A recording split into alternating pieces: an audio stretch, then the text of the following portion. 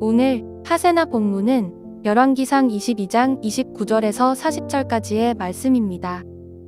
이스라엘 왕 아합과 유다의 여호사밧 왕은 시리아와 싸우려고 길르앗의 라못으로 올라갔다.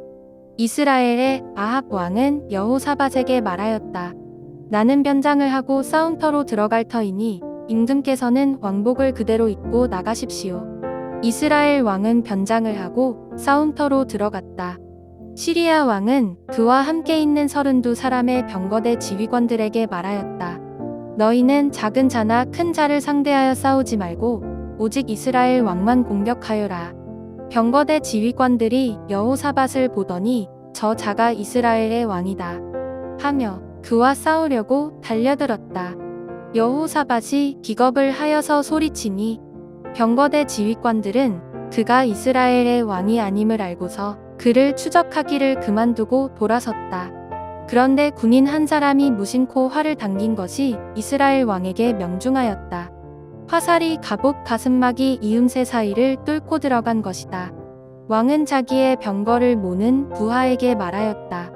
병거를 돌려서 이 싸움터에서 빠져나가자. 내가 부상을 입었다.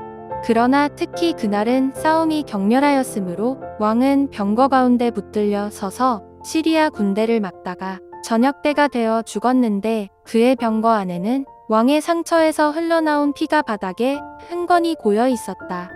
해가 질 즈음에 각각 자기의 성읍으로 각각 자기의 고향으로 하고 외치는 명령이 진영에 전달되었다.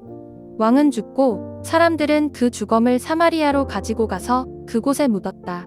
그리고 사마리아의 연못에서 왕의 병거와 갑옷을 씻을 때에 개들이 그 피를 핫았고 창녀들이 그곳에서 목욕을 하였다. 이렇게 해서 모든 것은 주님께서 말씀하신 대로 되었다.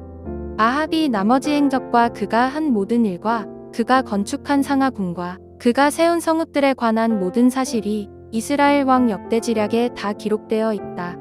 아합이 조상들과 함께 묻히니 그의 뒤를 이어서 그의 아들 아하시야가 왕이 되었다.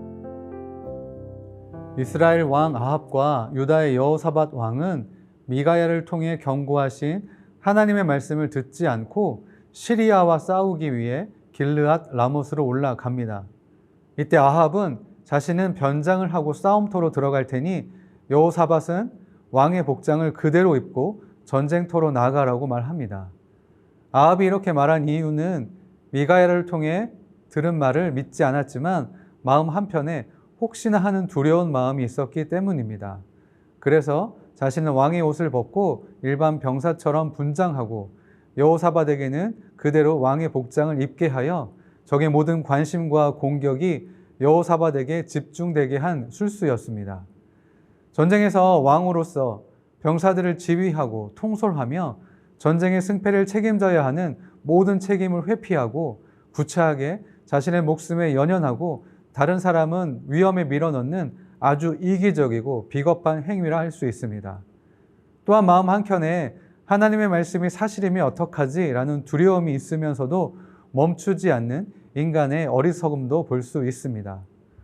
아합 왕의 이런 제안에 여호사밧이 동의를 한 것은 여호사밧이 아합을 대신해서 위험과 어려움을 감수하려고 한 것이 아니라면 전쟁에서 자신만이 높은 위치에 있게 된다는 교만함과 우쭐대는 오만함으로 순간적인 판단력이 흐려진 것은 아닌가라고 생각해 보게 됩니다. 아합의 예상처럼 시리아 왕은 병거대 지휘관들에게 작은 자나 큰 자를 상대하지 말고 오직 이스라엘 왕만 공격하라고 명령을 내립니다. 그래서 병거대 지휘관들은 왕의 옷을 입고 있는 여호사밧을 공격하기 위해 달려들었습니다. 그러자 여호사밧은 기겁을 하여 소리쳤습니다. 여기서 소리쳤다는 뜻은 히브리어로 자하크인데 일반적으로 위험이나 어려움에 처했을 때 여호와께 도움을 요청하며 부르짖을 때 사용되는 동사입니다. 여호사밧은 자신이 위험한 상황에 몰리자 하나님께 기도한 것입니다. 이는 같은 내용을 기록하고 있는 역대하 18장 31절에서 병거대 지휘관들이 여호사밧을 보고 저자가 이스라엘 왕이다 하며 그와 싸우려고 달려들었다. 여호사밧이 기겁을 하여 소리를 쳤다. 주님께서 그를 도우셨다. 하나님께서 그들을 그에게서 떠나가게 하신 것이다. 에서 정확하게 볼 수 있습니다. 비록 여호사밧은 아합의 죄와 어리석음에 동조했지만 위기의 순간에 자신의 하나님께 도움을 구하며 위기를 모면할 수 있었습니다. 이런 모습을 보면 참 염치 없어 보입니다. 자기가 하고 싶은 대로 하다가 아쉬울 때만 하나님을 찾는 모습이 너무 얄밉고 꼴보기 싫습니다. 그런데 그게 나의 모습입니다. 그리고 그것이 하나님의 사랑과 은혜입니다. 이런 사랑과 은혜에 힘입어 뻔뻔하고 얌체 같을지라도 하나님 앞에 다시 나아가 도움을 구할 수 있는 것입니다. 비록 지금 내 삶이 하나님이 보시기에 합당하지 않더라도 다시 그 은혜를 힘입어 주님 앞에 나오려고 할 때 하나님은 절대로 우리를 외면하지 않으실 것입니다. 그래서 여호사밧도 위기의 순간에 하나님께 도움을 요청함으로 위기를 모면할 수 있었습니다. 여호사밧은 하나님의 이름을 기억함으로 큰 위기에서 생명을 건질 수 있었지만 아합은 그렇지 못했습니다. 적군 한 명이 무심코 당긴 화살이 아합의 갑옷 가슴막이 이음새 사이를 뚫고 들어왔습니다. 화살이 뚫고 들어간 장면을 상상해 보면 화살이 어떻게 그 사이를 비집고 들어왔지? 가만히 서 있는 상태에서 쏴도 뚫기 어려웠겠다라는 생각이 듭니다. 이 화살을 쏜 군인은 누군가를 조준하고 화살을 쏜 것이 아니라 무작위로 자신의 적들을 향해서 쏜 것입니다. 그런데 그 화살이 가슴막이 이음새 사이를 뚫고 들어갔으니 확률적으로 거의 일어날 수 없는 일이 발생한 것입니다. 아합 입장에서는 재수없게 하필 그 화살이 날아왔다고 생각할 수 있지만 이는 하나님이 하셨다고 말할 수밖에 없는 사건입니다. 아합은 죽고 싶지 않은 두려움 때문에 여호사밧을 전면에 내세우고 자신은 변장하여 꼭꼭 숨어 있었지만 하나님은 정확하게 그의 심장을 겨누셨습니다. 아합이 아무리 어떤 꾀를 내고 사람들을 속이며 눈을 피한다 해도 하나님의 지혜를 이길 수 없으며 하나님의 눈을 피해 숨을 수 없습니다. 화살에 맞은 아합은 전쟁터를 빨리 벗어나려고 했으나 싸움이 더욱 격렬해지면서 병거가 막혀 빠져나오지 못했고 결국 아합은 피를 너무 많이 흘려서 병거 위에서 죽음을 맞게 됩니다. 아합 왕인 죽은 것이 확인되자 각자 자기 성읍으로 각각 자기 고향으로 돌아가라는 명령이 진영에 전달되었습니다.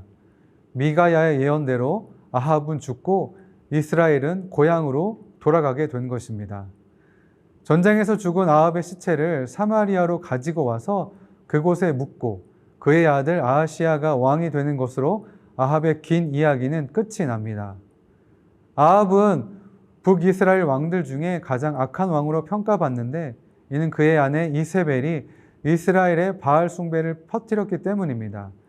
이스라엘에서 여호와 신앙을 없애려는 시도에 하나님께서 엘리야를 비롯한 여러 선지자들을 보내셔서 아합과 이스라엘에게 여호와께 돌아올 수 있는 기회를 여러 번 주셨지만 결국 아합은 이런 기회를 모두 버리고 하나님의 심판을 받게 되었습니다. 가장 악하다고 평가받던 시대에 많은 수의 선지자, 능력 있는 선지자를 보내주신 것은 하나님의 사랑과 은혜의 표현이라 할 수 있습니다. 오늘 하루 하세나를 통해서 은혜와 사랑이 넘치시며 완전함과 온전함으로 우리를 인도하시는 하나님을 믿고 순종하는 저와 여러분 되시길 축복합니다. 오늘의 하시조는 우리나라 정치, 경제, 사회, 문화, 교육, 미디어 등 모든 영역에 하나님의 통치가 이루어지기를 함께 기도하는 것입니다. 오늘의 하시조 함께 하시죠.